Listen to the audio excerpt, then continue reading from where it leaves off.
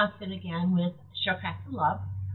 We're here to thank Valley Converting, who's been a contributor and a sponsor for our show for every year that we've been in business. We want to thank them a lot. And a new sponsor this year is Holy Trinity Greek Orthodox Church in Steubenville. And we want to thank them for joining us. They are going to match whatever donations you give today. And I really appreciate the sponsors because they do such a great job of really encouraging you guys to donate. I wanted to kind of touch base on what we've talked about before. On the 7th, we talked about foster kids and what they go through in their journey and some of the feelings that they have and that they have to work through. We talked about the judge and how CASA helps his job to determine what happens to these kids. And it makes his job just a little bit easier. He has to have the wisdom of Solomon to decide what's in the best interest of the kids. So having eyes and ears on the ground really helps. On the 9th, we talked to the director, Rhonda Stubbs, and the new volunteer coordinator, Elizabeth Russell. And so we were great. It was great to have them on the program. And they kind of talked a little bit about what their week is like and some of the things that they have to do, and kind of explained a little bit more of what CASA's job is. Yesterday, we talked about volunteers, and they are the heroes of the Child's Place CASA. They are the ones that do a lot of what needs to be done. They're the ones that are the eyes and the ears of the judge. They're the ones that are the voice for the kids, and we really appreciate them. We have over 280 kids right now on our caseload, so if you're interested in becoming a volunteer, we can keep you busy. Today, we're going to talk about how you can be a community advocate for a Child's Place CASA. What we need is for people to find out about us, and that's where you can come in. It doesn't cost anything. It's just a matter of how you can talk to your neighbors, to your friends, to your church group, to your civic group, to wherever you belong, and kind of get them rolling with what's involved with a Child's Place CASA and to help us out. So this one I didn't pre-record. I know I can go on for hours on this, but I didn't pre-record it, so I'm going to try to keep it short. How can you help a Child's Place CASA? Well, of course you can donate today or encourage your friends to donate. Again, that website is go.rallyyup.com/showcasalove24. And that's all over our presentation and so forth, so you'll see it a lot. You could raise awareness. You could like, share, and repost on social media. And we have a Facebook account, we have an Instagram account, and we have a YouTube account. So go ahead and look at those things and post them on your social media and share them with your friends. You can talk to your friends, neighbors, colleagues. We have what we call friend raisers. If you want to have a friend raiser for CASA, what you do is you throw a party, you invite your closest friends, and then you ask one of us to come in and speak with them about what CASA does. And that's all we're asking. We're not taking any donations. We're not taking any volunteers at that point. It's just about raising people's knowledge about what CASA is. So if you want to do a fundraiser, make sure that you take down the number 304-737-4444 and give us a call. You can also arrange for CASA to speak at your church, your community groups, your civic groups, whatever event or club you have. We would be happy to come in and let people know a little bit more about what CASA does. You can also look for and support our various fundraisers. This one, for example, if you want to share this on your Facebook account, or you want to share this into social media, or you want to tell your friends and neighbors just to sign on and donate even as little as $10. Because it's matched, that becomes $20, and when you get 5 of your friends to donate, that's $100. That's incredible. So you want to support that. The other one is we have coming up in April, we have Light of Hope down at Fort Steuben in Steubenville, and it will cover all 3 counties, even though it's held in Jefferson County. And basically, we light a candle for each of the children that have been on our caseload that we've helped to find permanency for. Some places have workplace giving, which means that your employer will match your donation. Check into that. There's also automatic withdrawal. You can automatically ask your workplace to send $10 to CASA every week, and then they'll match that and send another $10. And that way you could donate $20 a week, $8 a month, and it only impacts you a little bit. This will also multiply the impact as you get your other coworkers to join. We have an angel roll, and the angel roll is a 5-year commitment. But as you see, it doesn't have to be a whole lot of money to join the angel roll. You could start with as little as $1 a year. What this does is gives us a source of income that we automatically know is coming in. We don't have to write a grant for it. We don't have to hope that somebody donates a big amount. We have little amounts coming in. They add up a lot. And that's, of course, you can donate as much as you like. This is your commitment is for the year. So if you want to donate $100 a month, that would put you in the guardian level where you'll be donating $1,200 a year. That would be awesome. We also have corporate sponsors, and as you can see, some of them are listed on the screen. If your company would like to become a corporate sponsor, or you think they should become a corporate sponsor, have them or give us a call and let us know who they are and who we talk to, and we'll be happy to see if they're available to do that. Corporate sponsorship starts as little as $600 a year, and it can go as high as you feel. We can add another level if we have the need to do that. Appreciated securities is a new thing that we haven't really talked about at a Child's Place CASA. And basically, that's the gift of stocks, bonds, or mutual funds. So basically what happens is, let's say you bought Amazon at $1 a share, and they're now worth a lot more than that. When you sell those shares, you have to pay the taxes on the money that you make. But if you donate those shares to us, you get to take, let's say it's $100 a share, you now get to take $100 off your taxes because you donated $100. You never have to worry about how that $1 appreciated to 100.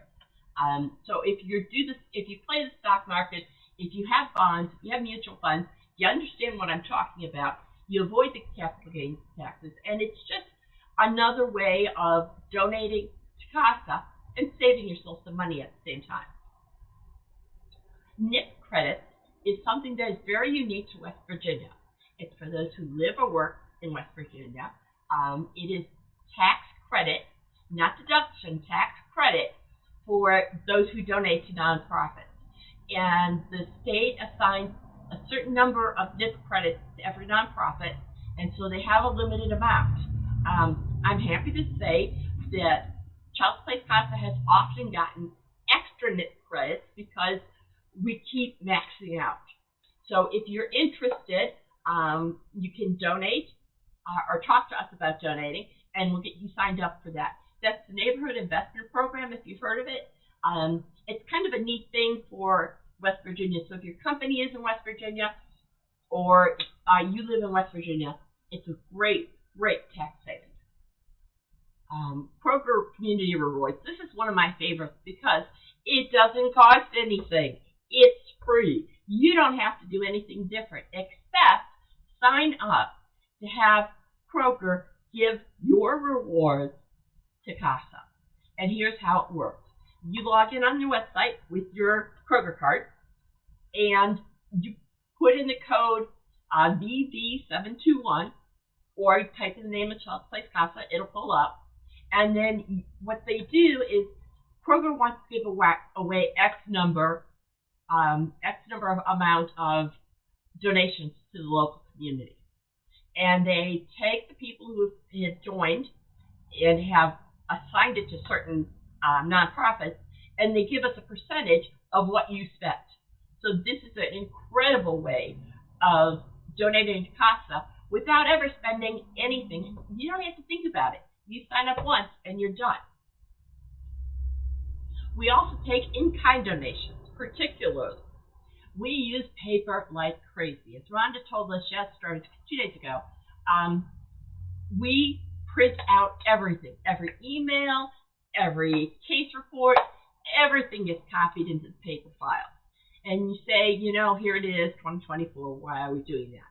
Well, it turns out that sometimes computers go haywire and you lose that information. There have been floods, and people and agencies have lost their information and have come to CASA and said, "Hey, can you reproduce what you have?" And so we just copy the whole file. So everything goes onto paper. Obviously, we need paper. We use a lot of one-sided paper. So if you want to donate your one-sided paper, let's say you just done a flyer and you accidentally printed out 2,000 copies instead of 200, and so now you've got more than 1,000 pieces of paper sitting around one-sided that you can't do anything with. CASA will use it. They'll print on the back of it, and it will go in a file, and nobody will ever see it, so it's safe. We also need postage. As you know, postage rates just went up.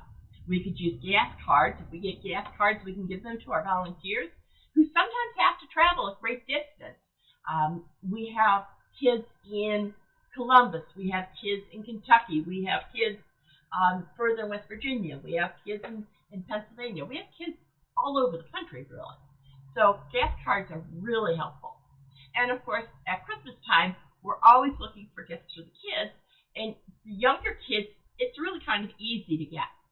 But the older kids, when they're a teenager, it's hard to decide what to get a teenager to start with, even if you know them real well. So rather than do that, we give gift cards to the kids. So if you have a gift card for Walmart or Hot Topic or the bookstores, you would not believe how many of these kids really are into reading. So that would be an awesome in-kind donation. We are also looking for an electrician and a plumber, and possibly afterwards a carpenter, to help with the building. So if you know any of those people who want to donate in kind, basically it's just your time. That's what you're giving up. You could leave a legacy, and you can talk to your friends about this. They can leave a gift in their will. It could be a life insurance policy that they got out specifically for CASA. It could be a part of the life insurance policy that they got out anyway. They can, there are a lot of different ways to do it. And it's just as simple as putting a single sentence into your will to allow us to be able to have a remembrance of you and help the children at the same time. You can host your own fundraisers, and I apologize for this. This was supposed to come in a different way, and it didn't. But let's talk about some fundraisers that you can host. Let me tell you about some that have been hosted in the past. We have had people host garage sales. We've had people host, there is a company a dance company in Weirton, and I wish I remember their names. I'm sorry, I forgot. I'll put it in Facebook when I remember. But they do a dance-a-thon and donate every year. You can have a dress-down day at your corporation or at your business or at your school and donate. You pay $1 to dress down, and then you donate that money to CASA. You could host a thon, whatever your particular hobby is. It could be a dance-a-thon. It could be a jump rope-a-thon. It could be whatever you think about, and have a group of people like your club or your church could host it, and then that can lead to a donation to CASA. Now, I know we're talking about fundraisers, and it's important to raise funds, but it also gets the word out about what CASA does. And if you're going to do a fundraiser for CASA, let us know, and we'll make sure that you have brochures and so forth so that people can learn a little bit about CASA. You can have a holiday event, dinner party, a hobby challenge. You challenge your business to an exercise-a-thon or to an exercise challenge where everybody exercises for 15 minutes a day, and those who don't have to put $5 in the kitty. You can have a trivia night. I can come up with a million ideas of fundraising because I used to work with the schools. So you can email me, tina@pwl.net, or on Facebook, I think I called it Fundraising for Fun. and look it up, and we can talk there about some other fundraisers that you can help host, because fundraisers are also fundraisers. You can like, follow, and share us on social media. We talked about that before. You can encourage your friends to do all the things that we've mentioned before. And I think that's it on this. So let's go back to here. All right. That was a lot. And I know I just wanted to get your wheels thinking with how can you spread awareness about what CASA does. This campaign is a fundraiser, and we are trying to raise money so that we have money for various things that CASA does, like keeping the lights on and paying the cable bill or the internet bill. It's not cable anymore, it's just internet. Those kind of things. So if you would like to help out, also, like I said, every fundraiser is a fundraiser, and it teaches people in the community about what we do. And all of these slides and all of the slideshows that I present are on our YouTube page. So you could share those. You can share just the slideshow, or you can share the entire live with your friends. Let them know what we do and help us to spread awareness, because every fundraiser is indeed a fundraiser. We are also looking for more volunteers, so if you're interested, please contact us. We could really use that at this point. And I want to thank you for spending time with me. I think I went a little long because, like I said, I could talk about this for hours. I hope you enjoyed your time here and that it got you thinking about other ways, non-traditional ways, that you can help a child place CASA.